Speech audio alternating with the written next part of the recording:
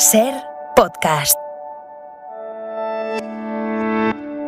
Hola, ¿qué tal? Volvemos a coger las maletas y nos vamos al Festival de Málaga, inicio oficial de la nueva temporada para el cine español. Vamos a ver Alcarrás, la triunfadora en Berlín, que participa fuera de concurso, y los nuevos trabajos de autores como Imanol Uribe, Nelly Reguera o Daniel Guzmán. También el thriller de Jorge Coira, Código Emperador, que es uno de los estrenos de esta semana. A ver cómo se maneja Luis Tosar en las cloacas del Estado. A los cines llega además un peliculón, y no exageramos. Se titula El acontecimiento, es el drama sobre el aborto ilegal en Francia que dirige Audrey Divan. Tendremos además en plataformas El morboso encuentro de Ben Affleck y Ana de Armas, cine de autor y también series de alto voltaje. ¡Acción!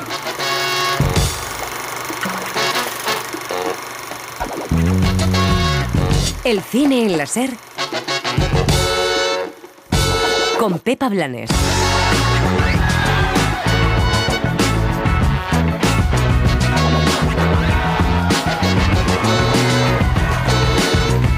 Arranca el Festival de Cine de Málaga, primer encuentro del cine español que va a contar con Carla Simón, Imanol Uribe y Dani Guzmán con Canallas. Tengo empresas en todo el mundo, en Miami, Dubái, Zurich. $40, Barril Brent, menos no sirvo. Un festival que inaugura uno de los estrenos de este viernes, el thriller político Código Emperador, con Luis Tosar. Una cosa es buscar mierda y otra tirársela encima. Si es tan santo como dice, seguro que le resbala, ¿no crees? Y llega a los cines la ganadora del León de Oro en Venecia, El acontecimiento. Es la película inmersiva de la directora francesa Audrey Divan, que habla del aborto ilegal en los 60. Si tienes suerte, pondrán aborto espontáneo. Pero hay cabrones que ponen aborto provocado. Y si no mueres, acabas en prisión. Hay también cine de acción con La protegida, protagonizada por dos veteranos, Michael Keaton y Samuel L. Jackson. Alguien ha matado a un amigo mío por un encargo que completó hace años. Ah, sí. En medio del auge de los delitos de odio y del negacionismo del Holocausto se estrena El hombre del sótano, un inquietante thriller francés con Bérénice Bejo y François Cluzet. Devuélvanos las llaves. Ah, no. El sótano es mío. Ustedes ya han cobrado el cheque. A Amazon Prime Video llega Aguas Profundas. Es un thriller erótico que tiene el morbo añadido de estar protagonizado por una expareja, Ben Affleck y Ana de Armas. ¿Por qué eres el único hombre que quiere quedarse conmigo? No lo sé. Sí lo sabes. Lo sé.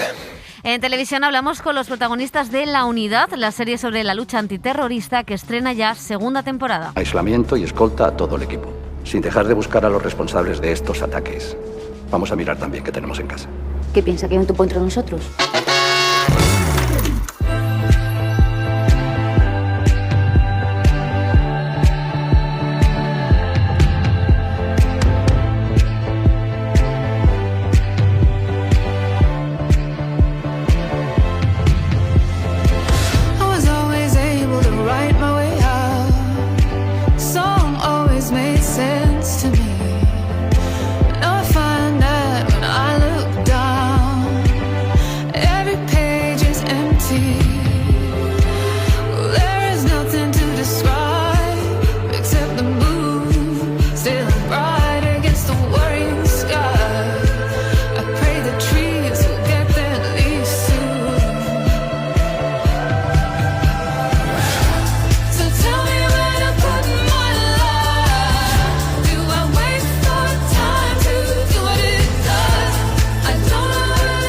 El Festival de Málaga cumple 25 años y lo celebra con más cine en español, reuniendo las películas que van a marcar los próximos meses en nuestra cinematografía. Vamos a ver allí a Alcarrás, la flamante ganadora del Oso de Oro en Berlín, fuera de concurso, eso sí.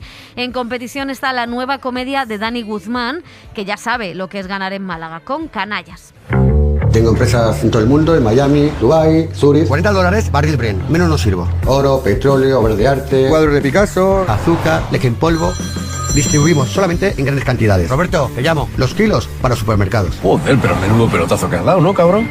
Imanol Uribe vuelve al festival después del éxito de Miel de Naranjas con Llegaron de noche, sobre la matanza de jesuitas españoles en El Salvador. Nelly Reguera presenta allí su segunda película, La voluntaria, con Carmen Machi, y Beatriz Sánchez regresa con una coproducción mexicana. Un road movie a través del desierto, es un coming of age inesperado, tiene toques de western femenino y es un gran trip sensorial y espero que la disfrutéis. Y Málaga va a tener por primera vez una sección de cine europeo, entregará premios de honor a Sol Carnicero, la diseñadora de producción de Berlanga, nada más y nada menos, al actor Miguel Reyán o a Carlos Saura, que por cierto presenta su corto sobre Goya y el 2 de mayo. Chicos, José, Elio, Laura, ¿qué tal? ¿Cómo estáis? Muy bien, preparados. ¿Qué esperáis, ¿qué esperáis de este festival, José? Pues bueno, no sé si tengo un poco miedo. Bueno, espero indudablemente ver la flamante ganadora de Berlín, Alcarràs, que tiene toda la pinta de ser una de las grandes películas de la larga temporada que iniciamos ahora y acabaremos casi en febrero del año que viene. Pero bueno, sí que tengo curiosidad por cogerle un poco la temperatura que es para lo que sirve Málaga al cine español, ¿no? Tanto a nivel más comercial de la comedia, hay estrenos que llegan ya a cine pues esta semana con Código Emperador, pero también luego la semana que viene hay 3 películas que salen de Málaga y directamente van a los cines aprovechando ya el escaparate y la promoción. Hay películas más de autor, hay nuevas voces. Quiero saber si esas nuevas voces, que es siempre lo que más me interesa de Málaga, más allá de comedias pues de las majors o de grandes televisiones, si esas nuevas voces tienen nuevas cosas que decirnos, cómo no lo dicen, si hay realmente una renovación de ideas en el cine español o si estamos un poco en un año, no sé si de transición o de cosas que ya nos suenan un poco a vistas. Quiero ver por dónde camina el cine español y cómo está de ideas el cine español, al menos para este primer semestre del año. Elio. A mí me asusta un poquito. Bueno, Málaga cumple 25 años, es un festival importantísimo que se ha hecho cada vez más y más grande y más importante en el calendario de festivales, pero me asusta un poco porque Málaga empezó siendo un festival de cine español, luego se abrió al cine latinoamericano y ahora también se abra al cine europeo. Y entonces no sé si es demasiado, si morirá de éxito, espero que no, y que a lo mejor la abundancia también no dé la suficiente calidad como para reunir a tantas películas y tantos eventos. En fin, estoy un poco a la expectativa, pero siempre es un placer ir a Málaga, por supuesto. Sí, y bueno, es interesante esas nuevas voces, ¿no?, que han ido ganando. De momento, el primer fin de semana, pues ya hay 2 ex-biznagas de oro, como Carla Simón y Dani Guzmán. Hay un montón de repetidores, por así decirlo, que han estado en el certamen y que se han ido con premio, que vuelven con otras películas.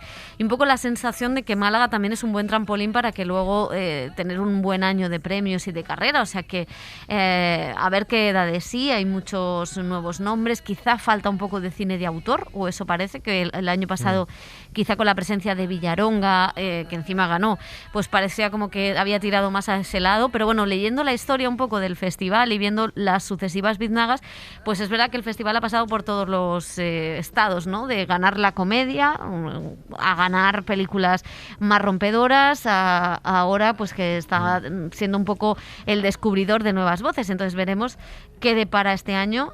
Tenemos un jurado potente. A ver, sí, está Manuel Gutiérrez Aragón, Javier Cercas, Marta Nieto, Cecilia Suárez. Veremos por dónde salen, qué les gusta a ellos, qué no, si más mezcla son más de autor, más comercial, más Villaronga, más comedia. Va a ser interesante, ¿no? A ver si no se pelean en el Pimpi. Bueno, vamos con la película de inauguración de Málaga, que es además uno de los estrenos de esta semana. Código Emperador es un thriller político sobre corrupción que dirige Jorge Coira y que protagoniza Luis Tosar. Una pareja que son amigos desde hace muchos años, por cierto, y que vuelven a trabajar juntos en este retrato de las cloacas del Estado. Hay hasta un alter ego de Villarejo, un jugador de fútbol violento, chivatos, espionaje entre partidos, de todo. Hay un problema en la urbanización Los Altos. Parece que le he roto la puta cara. Estamos hablando de un equipo que tiene como presidente a uno de los empresarios más influyentes de este país. No va a denunciar. Hay que cuidar a los amigos. ¿Amigos de quién?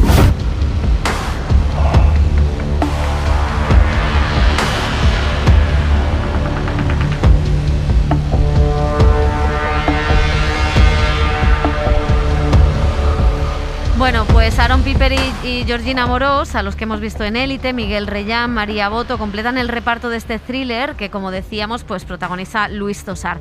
Con él hemos hablado de fútbol, de política, de periodismo y de si estaba puesto al día a día de estos pufos o necesitó documentación para ello. Bueno, puesto al día con las noticias sí estaba. Luego es verdad que me faltaba documentación interna, pero no, por desgracia no tuve la suerte de poder, digamos, meterme muy a fondo. Pero es cierto que los dos Jorges, Guerrica Echevarría y Coira, habían hecho un buen trabajo y había algún contacto directo, más o menos directo con el CNI, que nos brindó buena información, sobre todo para saber cómo se organizan internamente. No tiene marrones. Lleva desde los 18 años en el partido y nunca ha tenido problemas. Ni molesta ni llama la atención. Con suerte lo meterán de relleno en las próximas listas, pero con muy pocas posibilidades de salir elegido. En el caso de Juan, nosotros queríamos crear a alguien que fuese mínimamente reconocible para la sociedad española. Alguien que dijese, vale, sí, evidentemente este tipo, pues sí, podría estar por aquí al lado, investigando y quizá no me hubiera fijado en él, ¿no? No queríamos llegar a ser tan bizarros como algunas de las noticias que hemos llegado a leer en la prensa, cuando uno habla, yo qué sé, sobre la Gürtel, el falso cura, de destrucción de discos duros y cosas por el estilo. Vamos, seguro que hay alguien que sabe algo, siempre hay alguien que sabe algo.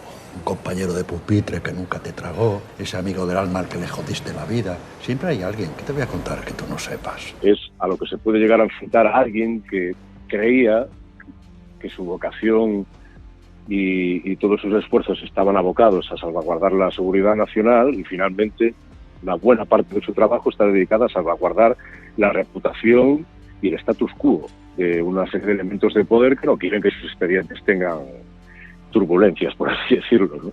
Y en ese trabajo de fontanería se ve este tipo inmerso hasta que llega un momento en que empieza a plantearse seriamente qué coño está haciendo ahí. Ni bebe, ni fuma, ni anda con mujeres. Un poco de porno de vez en cuando y para de contar.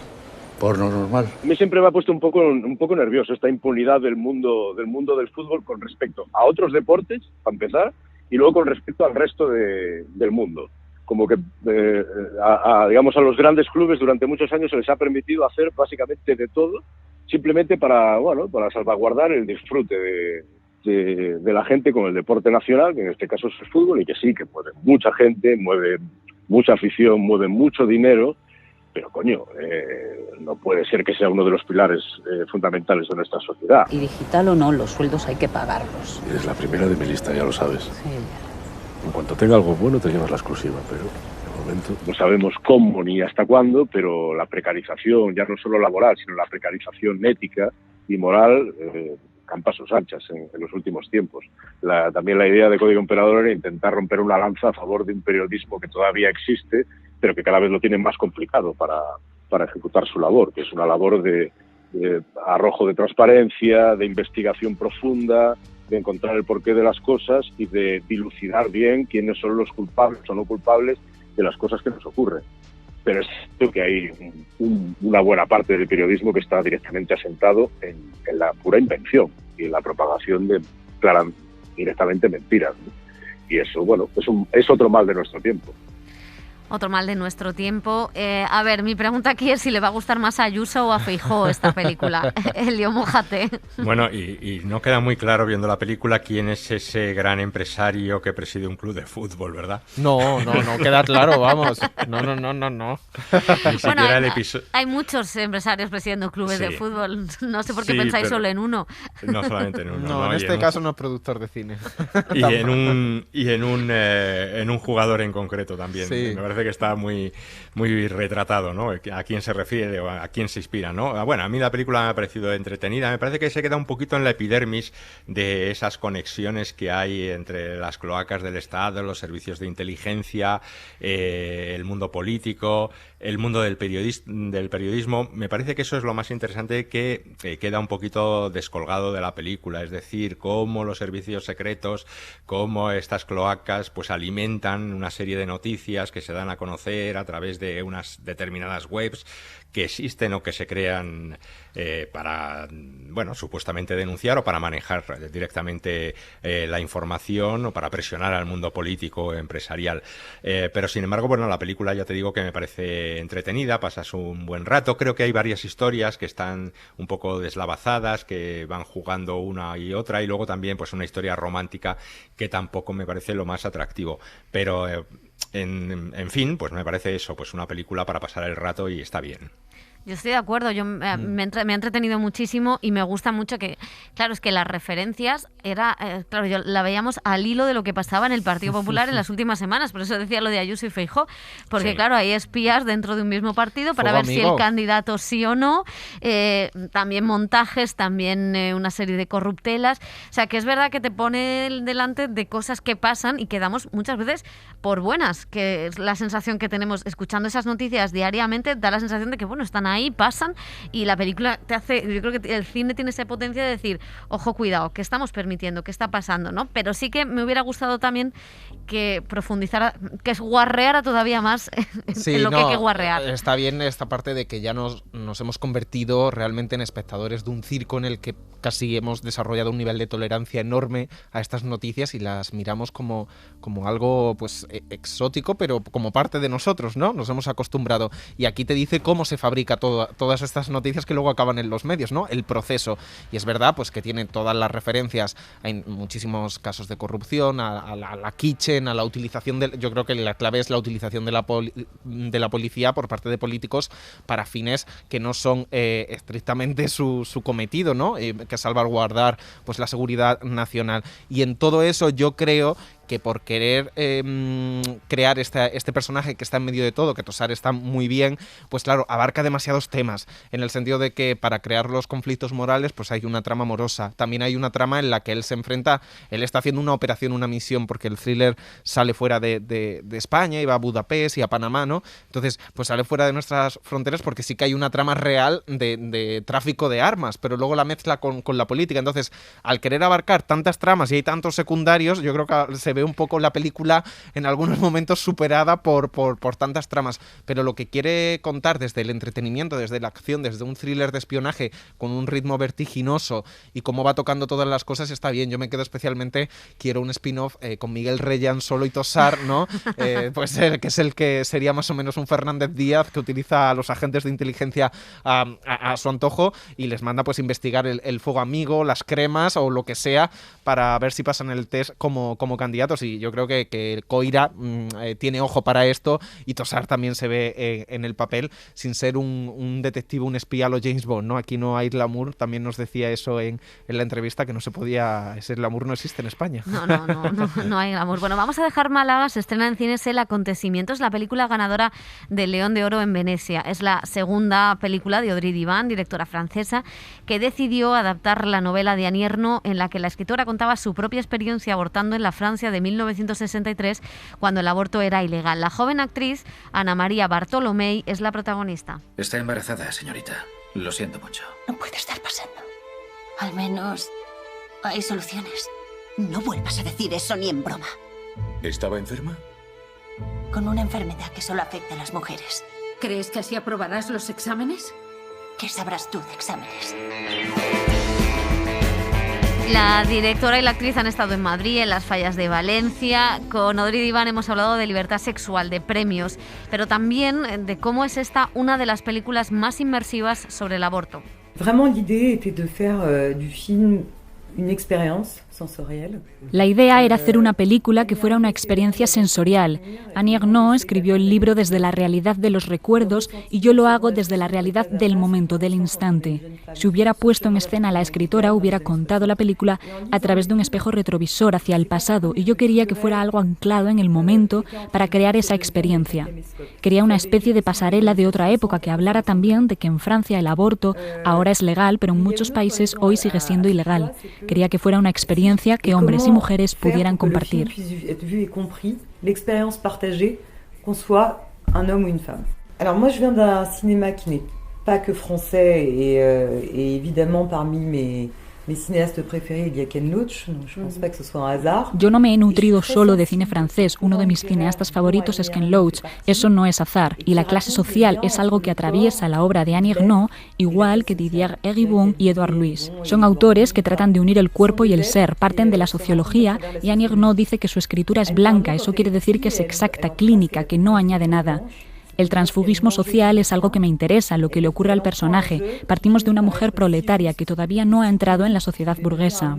Para el vestuario, Ernaux me dijo que este tipo de mujer tenía la ropa justa que cabía en una maleta pequeña.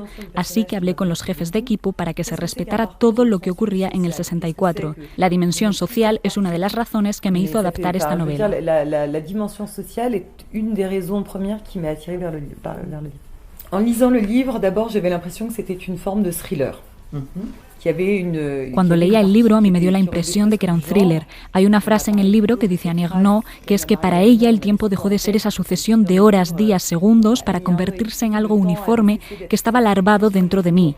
La imagen es bastante escalofriante y terrible. Por eso partí del suspense, pero tenía que añadir algo humano a ese suspense para que no se alejara el espectador. Quería que las emociones de esa joven real pudieran entrar en la historia. Pensé que la mejor forma no era mirarla, sino mirar a través de ella. Me planteé la pregunta de dónde habría mirado yo si me hubiera pasado eso. También decidí nunca apartar la mirada, tener el valor de mirar de frente. Por eso es una película honrada, pero nunca traté de impactar. Es la realidad la que es así. Bueno, pues habíamos visto el aborto en películas como 4 meses, 3 semanas, 2 días, en Juno, en Nunca, casi nunca, a veces siempre, incluso en Que sea ley. ¿Cuál es la novedad del acontecimiento, Elio? Bueno, a mí me parece que aunque está ambientada la película en los años 60, sí que te muestra o te intenta decir que ese tabú sobre el aborto aún existe en la sociedad actual y en muchos países en concreto. La película a mí me gusta porque no hay melodrama, no hay sentimentalismo, es en ese sentido bastante fría, pero a la vez bastante cercana, ¿no? Retrata ese fuerte deseo de libertad, de decidir que tiene la protagonista y cómo el sexo pues es un vehículo o camino para alcanzar la libertad, ¿no? Y entonces la película, la verdad es que a mí me ha gustado porque además de retratar ese medio ambiente, ese ambiente agobiante, moral, opresivo de la prohibición, también vemos la humillación que sufre la protagonista y además pues tiene una realización bastante característica que es ese cuadrado, ese formato cuadrado que acentúa esa sensación de opresión que tiene la protagonista. A mí me parece que es una película que, bueno, el tema del aborto también se había tratado en el cine francés, por ejemplo en Un asunto de mujeres de Claude Chabrol con Isabelle Huppert de protagonista, pero esta ya te digo que acentúa más ese mensaje de que el aborto sigue siendo un tema presente hoy en día en la sociedad española, francesa, europea, mundial. Yo creo que está perfectamente adaptado, que no es nada fácil adaptar una novela de Annie Ernaux donde está la mirada tan subjetiva, donde además son los recuerdos, donde hay una forma de escribir, y me parece que todas las decisiones artísticas y técnicas que toma la directora son perfectas, y esa cámara en la nuca, ese cuadrado que decías, pero esos planos cortos y el plano largo del momento crucial de la película, que nos pedían que no insistiéramos en eso, pero es verdad que es una película muy valiente en ese sentido y a la vez es una película luminosa, a pesar de lo que está contando, que es siempre una cosa escabrosa, dura. Al final es la libertad sexual, que es tan importante en la obra de Annie Ernaux y que es tan importante también en la sociedad francesa. Estamos hablando de unos años antes del mayo del 68, con lo cual el retrato de esa época, que evidentemente también sobrepasa las fronteras, porque en el tema del aborto, incluso en países donde es legal como España, no es fácil conseguirlo, con lo cual es algo que afecta y sigue afectando y que sigue generando muchísimo debate. Creo que la película es muy, muy, muy inteligente y que tiene a una actriz que yo creo que es un grandísimo descubrimiento y que va a tener papeles importantísimos de aquí en adelante. Sí, totalmente de acuerdo. Fíjate que yo no he leído la novela de Annie Ernaux, pero me quedo con lo que decía, sobre todo la propuesta visual. Tiene algo que contarnos, pero de la manera en la que nos cuenta. Yo, de verdad que hago, imaginad toda la diferencia, ¿no? El viaje casi físico y la experiencia sensorial en que sufre la protagonista. Y es algo que me gusta mucho, como también la visión subjetiva está en la cámara, en la nuca de ella, como decía Pepa, y cómo te acompaña y de alguna manera te duele el cuerpo y te duele lo que pasa a esa chica y esa protagonista. También me gusta mucho, siendo el tema tabú y lo sigue siendo, como todo el silencio que en un momento se genera alrededor de ella a nivel familiar, a nivel de amigos, a nivel de miradas, como no puede decir porque está criminalizado, cómo va desenvolviéndose, pero en ningún momento hay otra cosa que es estupenda de la película, es la determinación.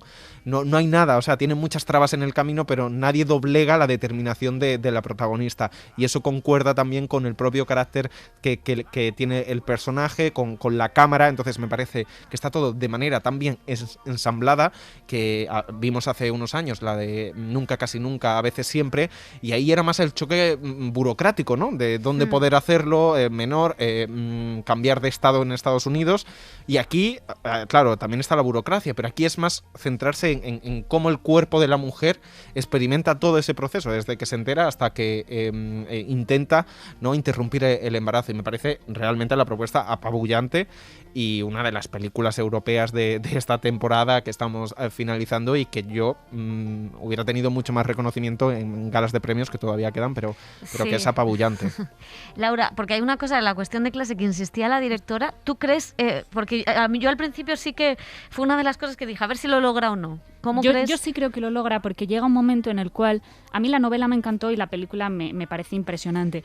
Hay varios momentos en los cuales, claro, en el libro ella incide mucho eso y en toda la literatura de Annie Ernaux está muy presente la cuestión de la clase. De hecho, en un libro en concreto, no recuerdo ahora cuál es, ella cuenta cómo dice una frase algo así como: mi madre ha estado sirviendo patatas para que yo esté sentada en un anfiteatro escuchando una charla sobre Platón. Y ella fue la primera de su familia que tuvo unos estudios universitarios, y ella en un momento dado al profesor le dice que para ella es esencial estudiar, ¿no? Entonces el embarazo lastra cualquier posibilidad de desarrollarse ella a nivel intelectual. Entonces eso está presente en la película, y también está presente cómo incluso dentro de ese ambiente de gente progresista, que todos van encaminados a esa parte más intelectual, incluso uno de los chicos que en el libro se refleja cómo él presidía una especie de comité a favor de la libertad sexual de las mujeres y demás, como al principio también la juzga e intenta aprovecharse de ella. Entonces me parece que todas esas, incluso esas conversaciones que no están presentes en el libro, pero que encajan perfectamente en la película y con todo lo que conocemos tanto de la autora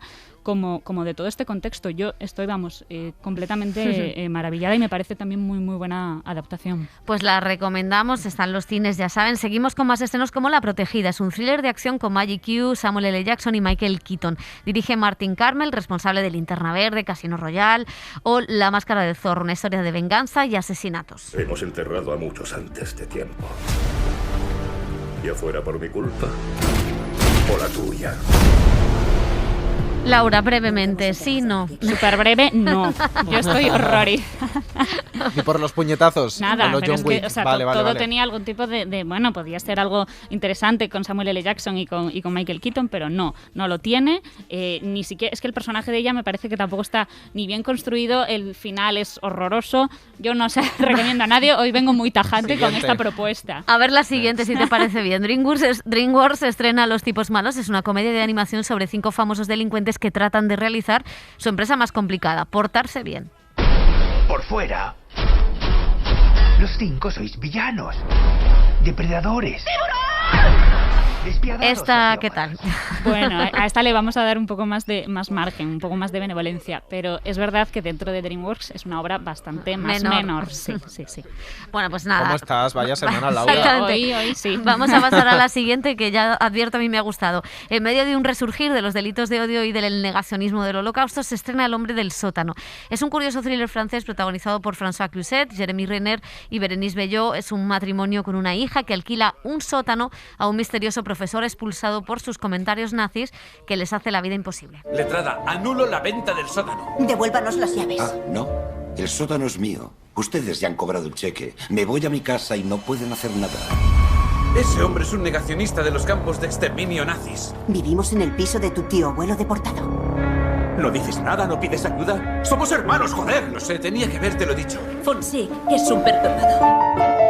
El director Philippe Legui nos hablaba de cómo emergió el negacionismo en la Alemania de posguerra. Hay una historia del negacionismo en los años 48. ¿Y por qué? Porque en 48 fue la creación del Estado de Israel. Entonces, el Estado de Israel se construye contra el Holocausto. Al mismo tiempo, hay algunos que dicen: no sabemos la historia, la verdad sobre el Holocausto. ¿Qué es el Holocausto? Sabemos si estaban 6 millones de víctimas, se puede ser 60.000. No sabemos exactamente. Es ese el discurso de los negacionistas, no es mío. Y entonces es el principio de la falsificación de la verdad. Y después hay muchas variaciones del negacionismo. Hay un negacionismo de fascismo de ultraderecha y hay también un negacionismo de la extrema izquierda, que dicen que comunistas que dicen que los judíos están los capitalistas. Y también construir la idea que no están las víctimas. Bueno, es una idea interesante sobre los juegos del poder. Elio, ¿qué te ha parecido? Pues también es muy divertida, muy entretenida, quiero decir, ¿no? El mensaje... Me gusta que te parezca divertida estas cosas turbias. No, hombre, te quiero Saca decir tu lado oscuro. Que lo pasas bien viendo, porque además es que te muestra no que haya una idea negacionista en la sociedad, sino que ese negacionismo está en tu propia casa, está viviendo contigo, a tu lado, y cómo lo puedes hacer frente, ¿no? Y no solamente eso, sino que ya te afecta a tus propias relaciones familiares, por ejemplo, con la hija menor, ¿no? Como la hija menor se siente atraída. Está muy bien que el protagonista de la película sea François Cluzet, que es un actor pues que con un tono muy amable, muy simpático, que lo hemos visto en muchas comedias, y aquí precisamente encarna eso, pues el mal, ¿no? El negacionista, el que dice que no existió el Holocausto, que no existieron las cámaras de gas, que no se mataron a 6 millones de judíos, ¿no? Y cómo poco a poco puede ir entrando en las mentes más jóvenes la importancia de la educación, cómo hacer frente en una democracia a quien pues está difundiendo una serie de ideas, pero cómo se le puede hacer frente a estas personas, ¿no? O sea que yo creo que la película tiene muchísimas ideas que son muy interesantes, y el director, que le hemos escuchado hablar castellano, recordar que él me dijo que aprendió a hablar castellano porque dirigió Las chicas de la sexta planta, que era esa película protagonizada por Carmen Maura, de pues, las mujeres, las chicas que iban a trabajar a Francia, ¿no? Y que aprendió precisamente castellano. Entonces, yo creo que es una película también muy recomendable, y además muy actual, porque está hablando de cosas que están apareciendo ahora mismo, de noticias falsas, de todas estas fake news, ¿no? Y bueno, pues de los negacionistas, no solamente del negacionismo del Holocausto, pero sino de estas todo. Ideas de todo tipo, sí. No, es genial cómo se va propagando ese negacionismo uno a uno, ¿no? Y fake news a fake news, ¿no? Es tal y como funcionan las cosas, o sea que muy interesante también. Y atención a otro thriller, en este caso erótico, con Ana de Armas y Ben Affleck, es Darkwater, Aguas Profundas, que se estrena directamente en Amazon Prime Video. Es la adaptación que hacen Sam Helm y Sam Levinson de la novela de Patricia Highsmith, un marido adinerado que permite que su esposa tenga relaciones extramatrimoniales y se convierte en el sospechoso de la desaparición de sus amantes. No se corta un pelo en exhibir a sus ligues delante de todos, y eso es chungo. Se le va la puta olla. Es diferente. Es lo que me gusta de ella. Solo quiero sentir alegría en mi vida. ¿Vas a contarme por qué no viniste a casa anoche? No me apetece. Esto no es un juego, Melinda. Siempre ha sido un juego. Bueno, yo había dicho si estamos ante la nueva proposición indecente, pero es más bien un perdida marca blanca. ¿Qué os ha parecido? Porque yo creo que pues delirante, deja mucho que pero desear. Muy morboso por ver a Ana de Armas y Ben Affleck en la película que supuestamente le sí, les pero unió, tampoco ¿no? hay tanto sexo. No, ella está muy bien, a mí me encanta, es bastante estrella. Y bueno, claro, es que se sostiene poco la historia, la historia, pero sí es el tipo de thriller perverso, un poco antiguo, enfermizo, ¿no? Entre parejas, que es verdad que pone a ella en la situación de ser infiel descaradamente, luego esa comunidad tan cerrada, eso tan americano, ¿no? De pijos tan cerrados que cuchichean pero que luego son liberales y que quieren, y cómo se va todo enturbiando. La verdad es que es un poco aburrida luego. O sea, Sí. he dicho esto como aliciente, pero es aburrida. Es que ni lo erótico ni el thriller, No, o sea, no, ni no. lo uno ni lo otro. No, Yo me no. metí por el hype, pero al final Y la se cosa enamorarían, pero no hay mucho feeling, no o sea sabemos. que no. Tampoco duró mucho, entonces bueno. Pues chicos, lo vamos a dejar con un thriller erótico, que es buena manera de acabar. Gracias a los tres, seguimos. We'll be like before I ever met you. Before I ever met you. Before I ever met you. I never knew that my heart could love so hard. Before I ever met you. I never knew I would be enemies with disregard. Before I ever met you. I never knew that I liked to be kissed for days. Before I ever met you. I never knew I could be broken in so many ways. Yes. El cine en la SER con Pepa Blanes.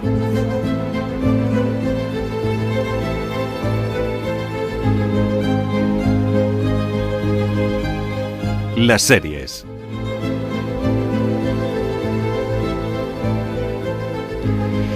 Y hablamos ya de series de televisión. Esta semana empezamos con un estreno de Apple TV. Dani Garrán, ¿qué tal? Hola chicos, pues sí, porque de vez en cuando esta plataforma que tenemos tan olvidada, sí. Pues da buenos títulos y este es uno de ellos. Bueno, la semana pasada se estrenó Los últimos días de Ptolemy Grey, la primera serie protagonizada por Samuel L. Jackson.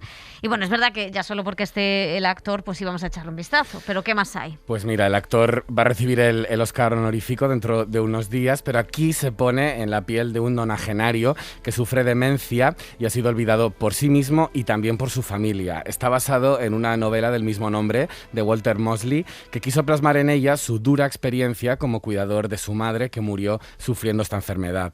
Ptolemy Grey vive encerrado en su casa y en sus manías hasta que conoce a Robin, una joven amiga de su familia, que se instala con él para cuidarlo. Juntos encuentran un fármaco capaz de devolverme la memoria a corto plazo en medio de un diálogo generacional que a ambos les hará aprender. El retrete. Está roto y el lavabo está atascado. ¿Y cómo se las apaña? Hago caca cuando viene Reggie y me lleva a la cafetería y el pis lo hago en una vieja lata de judías y lo tiro en el fregadero y después abro el grifo. ¿En el fregadero? No. ¿Dónde está el baño? Está ahí delante, por allí, al final del pasillo. ¿Por allí? Antes estaba allí, sí. ¿No me saltará nada encima? La química que existe entre el actor, que adquirió los derechos de la novela hace 10 años y figura también como productor, y la joven actriz Dominique Fishback, es una de las grandes bazas de la serie. Juntos elaboran pues un sobrecogedor relato sobre la importancia de la memoria de los mayores, pero también un retrato sobre la violencia y el racismo sistémicos de Estados Unidos. Con el actor ha charlado Dani Garrán sobre su experiencia familiar con la demencia, la importancia de los cuidados a los ancianos y su carrera cinematográfica.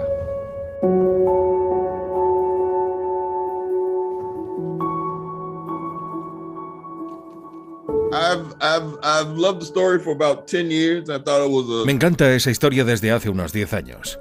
Creo que es una maravillosa historia sobre un hombre que trata de averiguar qué pasa cuando va perdiendo la memoria. Me identifiqué mucho con ella porque yo estaba viviendo con mi abuelo, mi madre, su hermano, su hermana. Todas esas personas de mi familia padecieron Alzheimer o demencia, y he visto apagarse la luz en los ojos de muchas personas. Así que quería rendir homenaje a esas vidas de las personas que me nutrieron y cuidaron, y presentarlas de una manera honorable y comprensible. Creo que no podría dejar pasar la oportunidad de contarla. Verá, señor Grey, en alguien de su edad, una quemadura así podría tardar meses en curar. Yo me curo rápido. Un negro que trabaja en los campos de algodón no puede permitirse estar enfermo. Hubo una época en que podía llegar a recoger casi 140 kilos de algodón en un día de verano. El resto de negros se desmayaban y caían al suelo del calor. Yo no. Yo trabajaba hasta la primera luna llena del verano. Hasta la luna llena.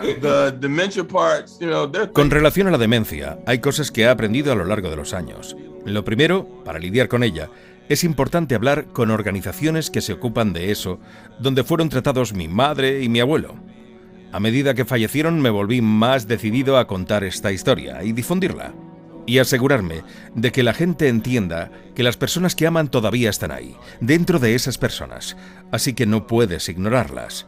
Tienes que cuidarlas y amarlas como si todavía estuvieran contribuyendo a tu vida. Bien, identifícate. ¿Qué? Que muestres un documento. ¿Qué andabas rebuscando en sus bolsillos? Yo solo le llevo a cobrar sus cheques.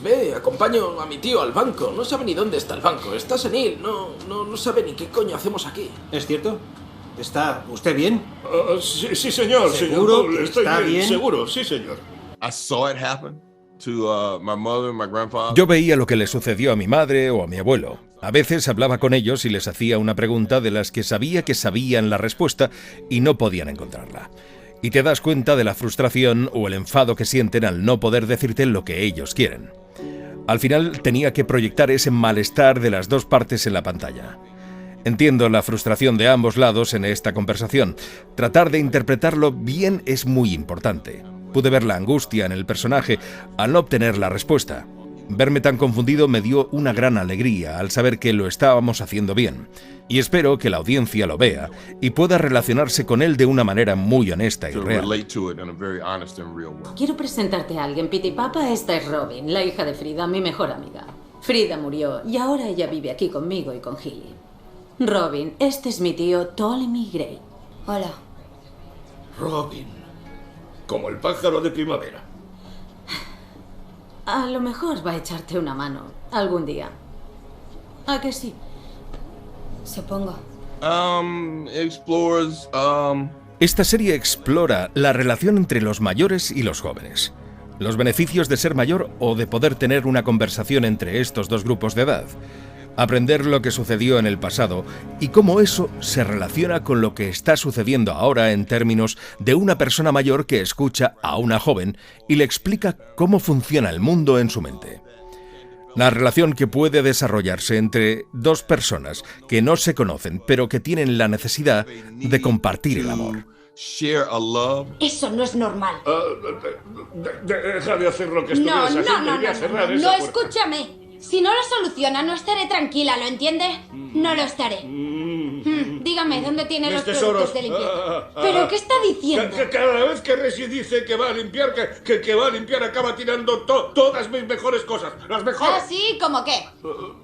Venga ya, no haga eso. No sé si soy tan bueno como solía ser antes a la hora de aprender el texto. Saber que puedo levantarme todos los días, regurgitar diálogos y hacer estas cosas me ayuda a combatir el miedo a quedar atrapado genéticamente en todo lo que fueron mis padres y mis abuelos. Se suele decir que no recordar el pasado hace que se vuelva a repetir. Tener un conocimiento no tanto de los errores que cometiste, sino de las cosas que te llevaron por ciertos caminos, o reconocer a las personas que te ayudaron, te ayuda a ser mejor, a liberarte de lo malo y ayudar a otros que están pasando por lo mismo. Pues mirar atrás y decir, mira, recuerdo haber hecho esto, que me condujo a este lugar, y estoy tratando de ayudarte a evitar que lo hagas. Todos son lecciones de vida. Por eso le han remitido a mí, porque es muy fuerte. Vaya, sí lo soy. Aunque alguien me ha dicho que se le olvidan algunas cosas. Me acuerdo de lo importante. ¿Por ejemplo? Sé lo que está bien y lo que está mal. Eso es muy importante. Pero, ¿se acuerda de lo que tomó para desayunar esta mañana? ¿O las tareas que tenía planeadas para hoy? ¿Se acuerda de cómo volver a casa? Señor Gray, hay una cosa que debe recordar. A veces lo único que quiero es olvidar. No hago muchos estudios cinematográficos de personajes. Tiendo a hacer películas palomiteras que habría ido a ver cuando era niño. Películas que me hacen feliz. Porque creo, la gente va al cine para sentirse atraída por la alegría y la emoción de la vida. Pero también que hay un lugar para historias como esta, que necesitan ser contadas. Simplemente no las cuento tan a menudo. Espero que la gente conecte con esta serie y conozca en el episodio 1 a un personaje con el que quiera quedarse el resto de capítulos para seguir su deterioro. Porque hay cosas emocionantes que harán que la gente sonría y se ría a carcajadas también. No es solo un canto fúnebre sobre la demencia y el Alzheimer. Se trata de muchas otras cosas diferentes. Señor Gray, ¿recuerda que de pequeño yo vivía en su mismo edificio? No.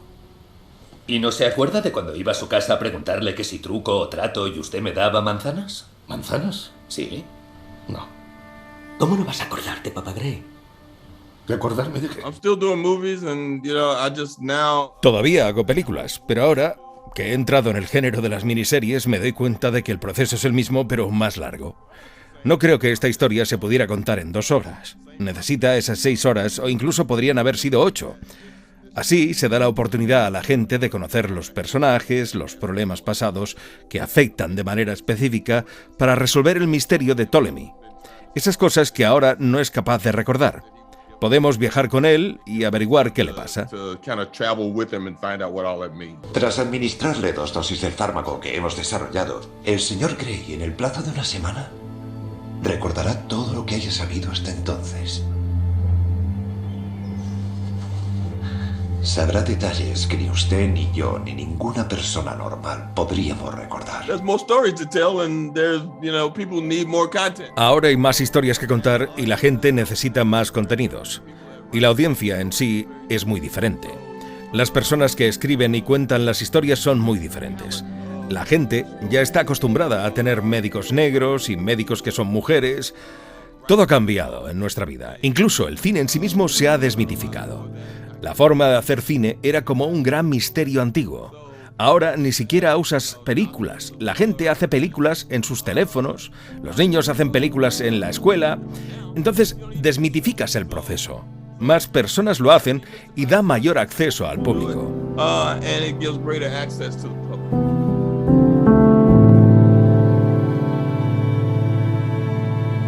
Pues Dani, ¿qué te ha parecido esta serie? Pues a mí me ha gustado mucho porque más allá de ese componente un poco de ciencia ficción que tiene a la hora de encontrar ese medicamento, de que le devuelve la memoria a corto plazo pero le quita años de vida, yo diría que es un retrato bastante muy bien hecho de la comunidad negra hoy en día en Estados Unidos, de ese racismo que existe, de la violencia policial contra la comunidad y él también, Ptolemy Gray, pues recuerda mucho su pasado como esclavo en una plantación de algodón y todo ese discurso y ese diálogo que tiene con la joven que le cuida, que además es huérfana, pues creo que se establece ahí un diálogo muy bonito y muy enriquecedor por ambas partes, y cómo se ve el presente mirando al futuro, mirando también al pasado.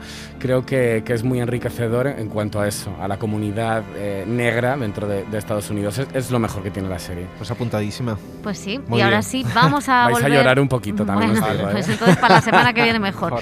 Vamos a volver a nuestro país para hablar del gran estreno de la semana. Es una serie que teníamos muchas ganas de ver su segunda temporada. La Unidad fue una de las ficciones más aclamadas de 2020 y ahora, como decimos, llega la segunda parte a Movistar Plus. Pues sí, vuelve la serie que muestra el día a día de un equipo de la Policía Nacional especializada en la lucha contra el terrorismo yihadista. La serie, creada por Alberto Marini y Dani de la Torre, sigue trazando un realista retrato de estos profesionales cuya labor es tan poco conocida por todos nosotros, documentados por las unidades reales y con un nivel de producción apabullante. En esta segunda temporada, la unidad de policías protagonista será el objetivo de los terroristas, haciendo que todos desconfíen de sus propios compañeros. El explosivo no era de gran potencia. Probablemente no hubiera causado daños al edificio, pero se habría llevado por delante a los que estaban en las cercanías. Tal vez estaba esperando que llegase alguien. Van a por nosotros. Esto es un ataque directo nunca visto antes. Han violado nuestra seguridad y han estado cerca de volver a golpearnos. Vamos a tomar las medidas más drásticas. Nuevos protocolos internos de seguridad y comunicación. Aislamiento y escolta a todo el equipo. Y sin dejar de buscar a los responsables de estos ataques. Vamos a mirar también qué tenemos en casa. Hemos hablado con los creadores de la serie sobre esta nueva temporada y nos contaban que es mucho más emocional que la primera parte, porque la pandemia les hizo pensar más en sus seres queridos y quisieron convertir la unidad en una gran familia. Siguen estando asesorados por los policías reales para el guión y en esta temporada han ido más allá, presentándonos lo que ocurre, por ejemplo, en un centro de desradicalización. Esto nos decía Alberto Marini sobre la documentación. Bueno, como siempre hemos podido contar con la colaboración de la Comisaría General de Información, que como siempre nos ha asesorado y nos ha inspirado muchísimo. Y a raíz de la información que recibimos, descubrimos que había un centro de desradicalización y nos pareció interesante y además encajaban mucho con algo que queríamos plasmar, que es la vulnerabilidad de las personas que son convencidas a actuar en favor de la yihad, y son personas que queríamos describir lo que ocurre dentro del centro de desradicalización, donde se les convence, a veces algunos son muy vulnerables, se convencen de abandonar la yihad, pero con un ligero cambio de discurso, vuelven a la yihad porque son personas muy permeables. Otro de los temas interesantes que muestra esta segunda temporada es la financiación del yihadismo, del Estado Islámico, la forma en la que se realizan transferencias entre países para no levantar sospechas.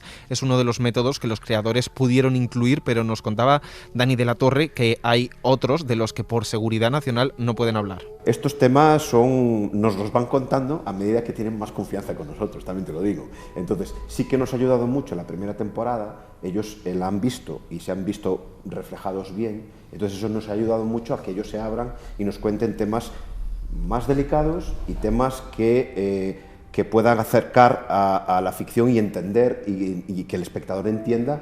Ese es un mundo que circula por ahí. En la primera temporada, si te acuerdas, dimos a conocer la Deep Web, ¿no? La web está oculta, y ahora explicamos la Hawala, que es un método de financiación, y sus vinculaciones con Arabia Saudí, y sus vinculaciones con todo tipo de países que les interesa ciertas cosas. Aval viene precisamente de esta palabra árabe, Hawala.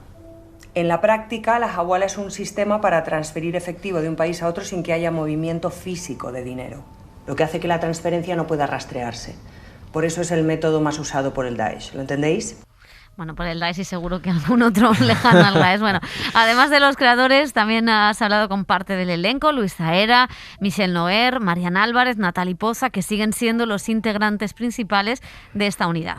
Sí, las dos actrices, además, Marian Álvarez y Natalie Poza, son la parte principal de la unidad. En esta segunda temporada comprometen mucho más su vida personal para desarrollar su trabajo. Ambas, asesoradas por sus alter egos en la realidad, coincidían en que las jerarquías son más difusas de lo que pensaban y que el respeto y la vocación están por encima de todo. Esto nos contaban jefa y subordinada en la ficción sobre la representación de las mujeres en la serie. Esto es algo que había hablado precisamente con la inspectora jefe con la que hablo siempre, porque es así. Decía, qué bien que podáis reflejar que en general somos mujeres muy preparadas, que tenemos puestos hasta ahora destinados a sus compañeros masculinos, pero porque, bueno, por lo que sabemos de la desigualdad en cualquier tipo de profesión, y que ahora empieza a normalizarse que estén en puestos de poder porque están preparadas para ello, pero que además existe esa sororidad entre ellas, ¿no? Y que le gustaba mucho que eso se reflejara en la serie. A mí lo que me gusta es que la jefa es la jefa y nadie se cuestiona que sea la jefa, es decir, suele pasar que cuando hay una película, una serie en la que el puesto de responsabilidad es una persona, es una mujer, siempre hay una trama en el que esto es un problema, siempre hay alguien que piensa que está ahí por lo que sea, o no sé qué, o alguien que quiere quitarle el puesto, que no vale. Aquí no, aquí se normaliza absolutamente, y creo que es importante crear estos referentes. Sí que es cierto que la Policía Real igual no hay tanta mujer en puestos de responsabilidad, ojalá, pero se está luchando por ello, que el sexo o el género está fuera. No entra en esta ecuación. Pero no todos son heroicidades. La serie también ahonda en la falta de recursos, la corrupción, los intereses políticos a nivel internacional o las cloacas del Estado. De nuevo, la ficción como forma de conocer y reflexionar sobre la realidad, nos decía Natalie Poza. Sí, afortunadamente creo que se retrata una realidad muy difícil de combatir, y yo creo que es la oportunidad siempre, a través de la ficción, de la buena ficción, poder reflexionar sobre el mundo en el que vivimos, un sistema que cuestionamos afortunadamente constantemente, una política que cuestionamos, que para eso está, y la ficción es una manera de encontrarnos, ¿no? Y de soportar también lo que no nos gusta del mundo en el que vivimos, pero desde el momento en que tomas conciencia de que existe, y creo que la unidad es una oportunidad para conocer esa realidad y reflexionar sobre ella sin la dureza que implica verlo solamente en los medios de comunicación, ¿no? Ojalá invite a una posibilidad de cambio, no lo sé.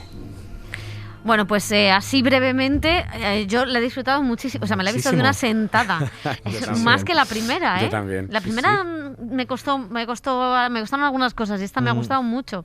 Me parece flipante, o sea, realmente pensaba en que es adictiva, es entretenida, funcionan muchísimas cosas. Es muy loca a veces. Muy loca, pero le compro todos los giros. Aquí hemos hecho defensas cerradas de thrillers británicos, de la BBC, de la mismísima BBC, como Bodyguard, que nos flipó y era imposible todo. Pues esto es como, me da igual, aunque esté basada y con toda esa documentación en la realidad, pero es que es realmente como entretenimiento muy disfrutable, y luego tiene muchos temas muy interesantes. Lo que le preguntaba Dani en la entrevista, ¿no? Centros de desradicalización, el funcionamiento de monetario del yihadismo, lo de Arabia Saudí, cómo casi controlan o nos aprietan a través del terrorismo. Creo que son temas muy interesantes, y luego, indudablemente, el tema de la venganza y un topo en una serie policial de acción con todos esos elementos, pues a mí me parece que me funciona muchísimo mejor que la primera, y me ha gustado mucho. Y atención al último capítulo, que yo sigo flipando como ese capítulo lo ha permitido Movistar. A mí me ha gustado también más que la primera. Yo tenía un poquito de miedo por toda esa parte emocional que mete a la hija, mete todas esas relaciones personales, que me sacara un poco de la historia o que fuera un poco más lacrimógena, pero creo que funciona como un reloj. Creo que todos los elementos están integradísimos y mucho mejor que la primera, sin duda. Pues sí, o sea, ya tienen ahí plan para el Consenso. fin de semana, además de ir al cine, ver a Samuel L. Jackson, tragarse la unidad de una sentada. Y chicos, lo vamos a dejar aquí, seguimos la semana que viene. Adiós.